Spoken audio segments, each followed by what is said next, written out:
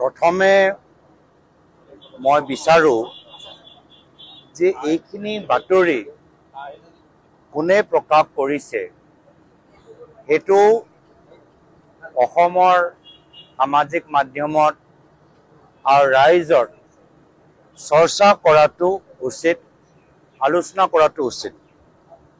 মই বিচাৰো যে ৰাইজে প্ৰথমে চাওক যে এই ধৰণৰ বাতৰি কোনে প্ৰথমতে প্ৰকাশ কৰিছে। পিছত গৈতো বিভিন্ন বাতৰিয়ে বিভিন্ন নিউজ চেনেল পৰ্টেলে তেওঁলোকে সেই একেখিনি বাতৰি ৰিপিট কৰিছে, বেলেগ কথা। কিন্তু প্ৰথমতে কোনে এই বাতৰি ওলালে এই কথাটো আপোনালোকে অলপ চাব। যিহেতু এই বাতৰি বৰ্তমানত আজি যিজন নাম ওলাইছে সেইজন ব্যক্তিৰ কংগ্ৰেছ দলৰ লগত কোনো সম্পৰ্ক নাই, কংগ্ৰেছ দলৰ সদস্য নহয়, কংগ্ৰেছ দলৰ আইনী বিভাগৰ সদস্য নহয়। তো যেতিয়া তেওঁ বৰ্তমান কংগ্ৰেছ দলৰ না লিগেল ডিপাৰ্টমেণ্টৰ না আমাৰ মেম্বাৰ হয়, তেতিয়া কি স্বাৰ্থত যিজনে এই বাতৰি বা য'ত এই বাতৰি ওলালে কি স্বাৰ্থত এই বাতৰি তদন্ত নকৰাকৈ, অধ্যয়ন নকৰাকৈ এই বাতৰি কি স্বাৰ্থত প্ৰকাশ কৰিব? তেওঁ যি সময়ত পঞ্জাৱৰ কথা কৈছে, যি সময়ত তেওঁ পঞ্জাৱৰ কংগ্ৰেছ নেতৃত্বৰ চৰকাৰৰ এডভোকেট জেনেৰেল আছিলে ডেপুটি, সেই সময়ত যিজন ব্যক্তি মুখ্যমন্ত্ৰী আছিল এই মুখ্যমন্ত্ৰীটো আজি তাৰিখত বিজেপি দলত আছে। পঞ্জাৱত সেই সময়ত যিজন মুখ্যমন্ত্ৰীৰ অধীনত এইগৰাকী ব্যক্তি ডেপুটি এডভোকেট জেনেৰেল হ'বলৈ পাৰিলে, কেপ্টেইন অমৰিন্দৰ সিং, তেওঁতো আজি বিজেপি দলত আছে। আমিও অভিযোগ আনিব পাৰোঁ, আমি আনা নাই, কিন্তু এই যুক্তি হ'লেতো আমিও অভিযোগ আনিব পাৰোঁ। সেইজন ব্যক্তি যদি আপোনালোকে টুইটাৰ টাইমলাইনটো চাই তাত দেখা পাব যে তেওঁ এটা কেছ বৰ্তমানৰ বিজেপি লিডাৰ মনজিন্দৰ সিং সিৰসা তেখেতৰ লগত এটা কেছ তেওঁ ভাগ লৈছিল।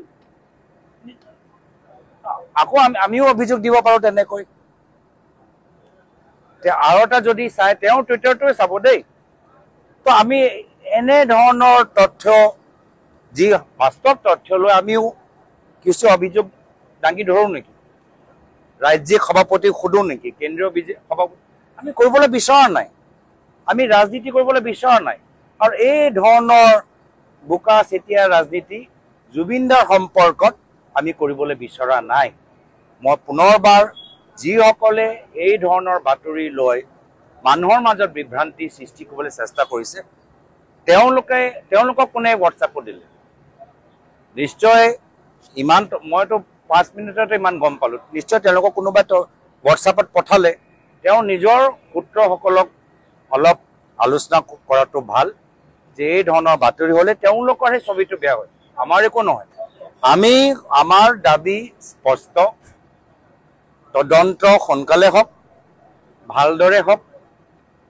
যিখিনি কাম প্ৰথম দিনতে হ'ব লাগিছিল, শ্যামকানু মহন্ত আৰু সিদ্ধাৰ্থ শৰ্মাক গ্ৰেপ্তাৰ কৰা, সেইখিনি কাম কৰোঁতে পলম হ'ল। পলম হোৱাৰ কাৰণে বহুত জুবিন গাৰ্গৰ অনুৰাগীসকল ৰাস্তাত ওলাই আহি তেওঁলোকে ন্যায় দাবী জনালে। তেওঁলোকৰ কথা সন্মান দিয়াতকৈ, তেওঁলোকৰ লগত আলোচনা কৰাতকৈ তেওঁলোকক বুজাব লাগিছিল যে আমি এনেদৰে আগবাঢ়ি গৈছোঁ। তাৰ বিপৰীত বৰ্তমান চৰকাৰে NSA কেছ জাপি দিলে, ইউটিউবাৰক ধৰিলে, সাংবাদিকক ধৰিলে, পুলিচ কেছ ধৰিলে। যদি শ্যামকানু মহন্ত, সিদ্ধাৰ্থ শৰ্মাক প্ৰথম দিনতে এৰেষ্ট কৰিলেহেঁতেন, যি তেওঁলোকৰ কৰিবলগীয়া কাম, তেতিয়া প্ৰতিবাদ নহ'লেহেঁতেন। কিন্তু তেওঁলোকৰ পলম হোৱাৰ কাৰণে ৰাইজ প্ৰতিবাদ কৰিবলৈ বাধ্য। আৰু ৰাইজৰ লগত আলোচনা কৰাতকৈ আৱেগিক ৰাইজটো অলপতো তথাপিতো ক'তোতো আজি মই অসমৰ জুবিন গাৰ্গ অনুৰাগীসকলক ধন্যবাদ জ্ঞাপন কৰিছোঁ। লক্ষ লক্ষ মানুহবোৰ ৰাস্তাত ওলাই আহিলে, কিন্তু হুলস্থুল নাই কৰা। আবেগিক হৈছে, আবেগিক হোৱাটো স্বাভাৱিক, কিন্তু পাব্লিক প্ৰপাৰ্টি, টায়াৰ জ্বলোৱা, গাড়ী ভাঙা, দোকান ভাঙা, মানুহক মাৰপিট কৰা, কাজিয়া কৰা, এইবোৰ চব তেওঁলোকে কৰা নাই। লক্ষ লক্ষ মানুহবোৰ ধৈৰ্য সহকাৰে ওলাই আহিলে, 13 দিন জুবিন দাক শ্ৰদ্ধাঞ্জলি জ্ঞাপন কৰিলে। ইয়াতকৈ আৰু ডিচিপ্লিন অনুৰাগীসকল আপোনালোকে ভাৰতবৰ্ষক দেখা নাপাব। তো মই অসমৰ জুবিন গাৰ্গ অনুৰাগীসকলৰ প্ৰতি ধন্যবাদ জ্ঞাপন কৰিছোঁ, কৃতজ্ঞতা জ্ঞাপন কৰিছোঁ। তেওঁ গৰিমা বৌৰ কথা ৰক্ষা কৰিলে। গৰিমা বৌ বিভিন্ন সময়ত কৈছিল যে আইন শৃংখলা আমি বজাই আমি শ্ৰদ্ধাঞ্জলি দিব লাগে, তেওঁলোক সেই কথাখিনি ৰাখিলে। মই তেওঁলোকক ধন্যবাদ জ্ঞাপন কৰিছোঁ।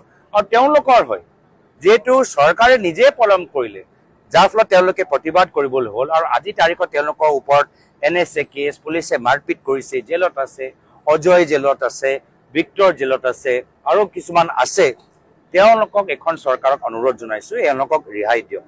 তেওঁলোকৰ এটাহে ক্ৰাইম যে তেওঁ জুবিন গাৰ্গ অনুৰাগী হৈ আৱেগ হৈ গৈছে। মোৰ ফালৰ পৰা অনুৰোধ থাকিল যে আপোনালোকে NSA কেছ উইথড্ৰ কৰক আৰু জেলৰ পৰা জুবিন গাৰ্গ অনুৰাগীসকলক ৰেহাই দিয়ক।